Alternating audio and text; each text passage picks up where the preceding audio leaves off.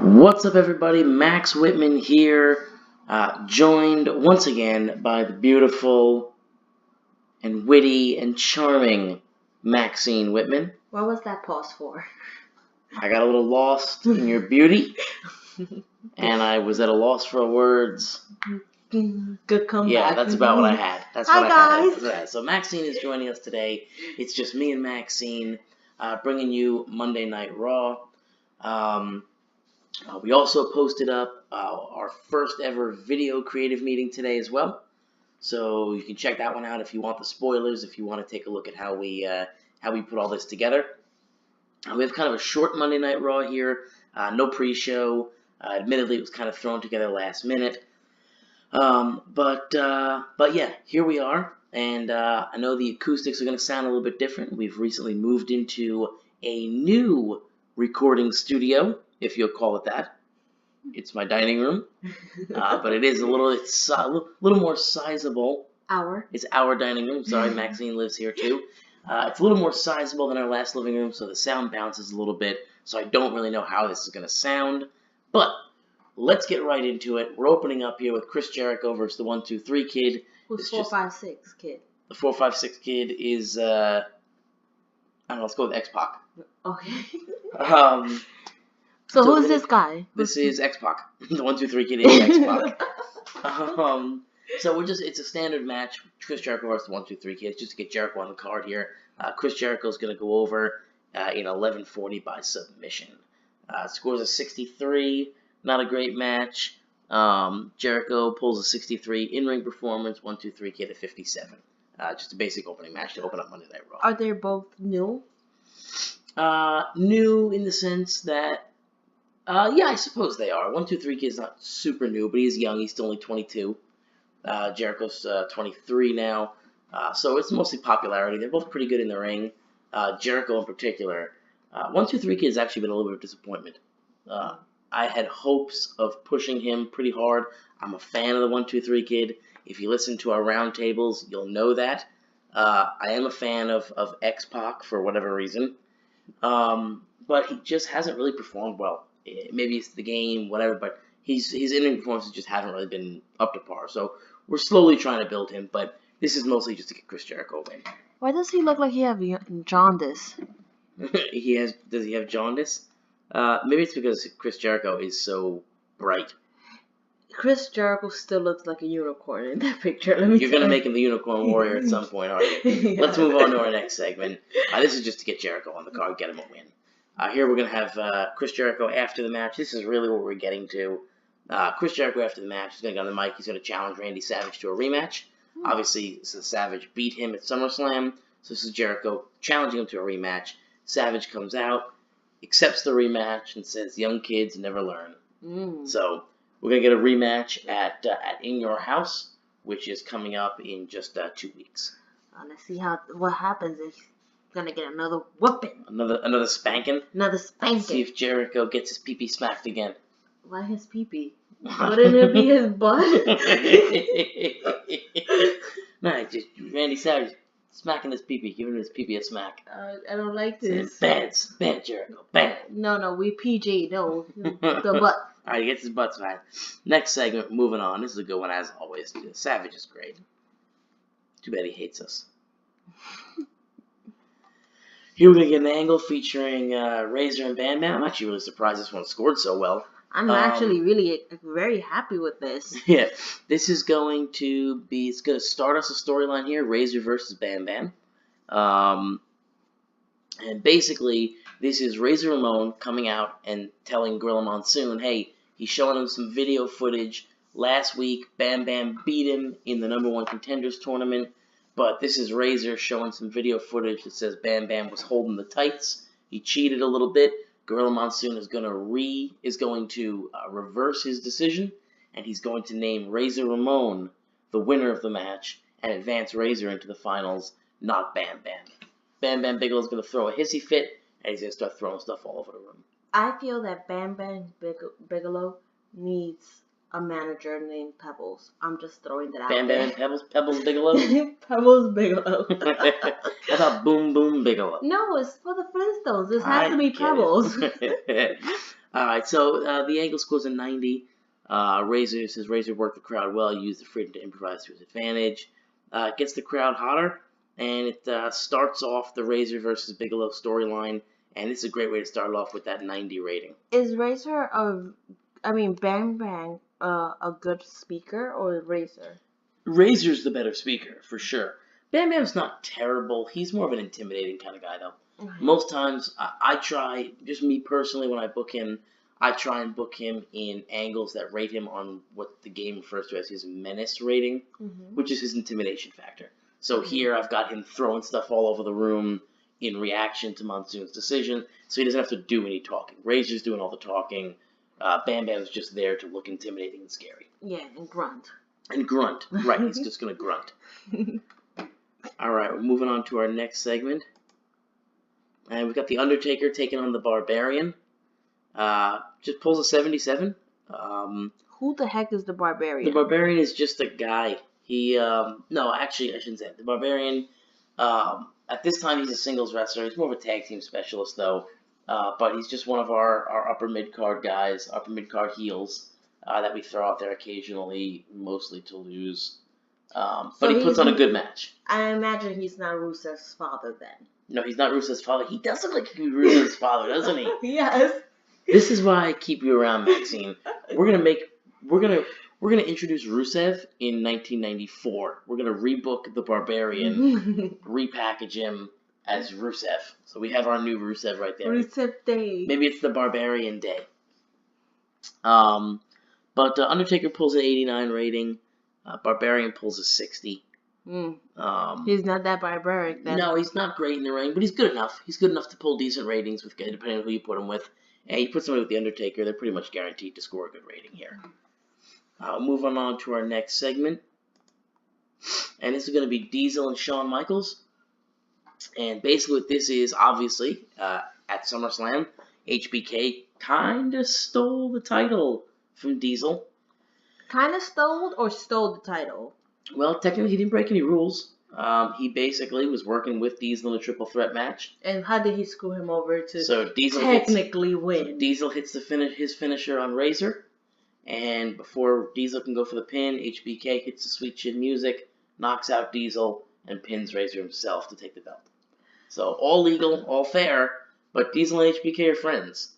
So Diesel's basically confronting him backstage here. And HBK is saying, hey, come on, big man. You know, it was a triple threat match. You would have done the same thing. If I have the title, you have the title. You know, we're friends. We're still friends. It was just business. As long as that title stays between the two of us. I hope there are fingers in the air and snaps going on back there So saying Diesel this snapping. is not acceptable. But yeah, basically, you know, that's they're just kind of maybe trying to work out their differences a little bit. But basically, I have to tell you that I don't know if this the game loves Shawn Michaels and just rates him so great, but I'm starting to like him because it's almost a guarantee A at some Well, I mean that's Shawn Michaels. I mean, and that's not just the game. That was real life. No, this is just a game. Okay. Yeah, I mean HBK. I mean he's a guaranteed 90. I mean that's just what he does. He's the showstopper, the main event, the icon. So I'm in the process. Max has been introducing me to all the videos or shows that Shawn Michaels have performed in. So Maxine, I'm a huge Shawn Michaels mark. And Maxine is getting the introductory lesson into the work of Shawn Michaels. So we're going through all of Shawn Michaels' best matches. And Maxine is learning so much. I do have to say that he is very talented in the ring. It makes me feel that, like, projecting into this game, that he's actually, I can almost see how talented his work is. Yeah, the guy was phenomenal. Arguably the best ever. However, you have to admit to the people out there the real reason you loved him. I liked his pants. I did. I don't care. Any 10-year-old who was watching Shawn Michaels with his glitter pants and his sequins J-Lo hat. His sequins J-Lo hat. Yeah, really? and his long earrings and his Tassels? sparkly assless chaps. Anybody would have wanted to be that guy. Now, not so much, but at the time, maybe in the 90s. yeah, in the time, that was cool. I look back on it now and I go, Lord, boy, that was busy. But yeah, I wanted to be Shawn Michaels. We'll move to our next segment here. This is going to be an angle. This is Owen Hart basically saying, you know, in the main event, he's got Diesel tonight, and he's going to go out there and earn himself another title shot at Bret the Hitman Hart. So he's going out. He may have lost the first time, but when he wins this match tonight and moves on to the finals, he's going to earn himself a rematch. Snap, snap. We're actually powering through this show. We're about to hit our main event right now. This is when you don't have a pre-show, this goes through very, very quickly. Our main event here is Diesel versus Owen. It's a good match, but Diesel defeats Owen in 16, almost 17 minutes by pinfall, illegally using the ropes for leverage. Shawn Michaels distracts Owen. I don't know why it had illegally using the ropes for leverage. I didn't want to put that in there. I wanted to have Shawn Michaels distract Owen. So basically, let's pretend that didn't happen. All right, Diesel pins him clean, but it's because HBK distracted Owen Hart. So is HBK helping him? Or HBK is helping Diesel win this match. Yes. But didn't he screw him over in the last one? Not really. I mean, depends on who you ask. Shawn Michaels doesn't think he screwed him over. Shawn Michaels just thinks he kind of did what anybody would have done in that situation. Shawn Michaels is basically telling Diesel, hey, listen, you have the title, I have the title. It's the same thing. I got the Intercontinental belt now. You're in this tournament for the world title. We'll get you the world belt. I'll be the Intercontinental champ. It'll be great. We'll have all the belts. Then we can go after the tag team belts. And then between us, we'll have all of the belts between the two of us. Look, Shawn Michaels sounds like a wonderful schemer in this thing. I don't think he had the Sounds brains. like a wonderful friend to me. I don't know about the scheming.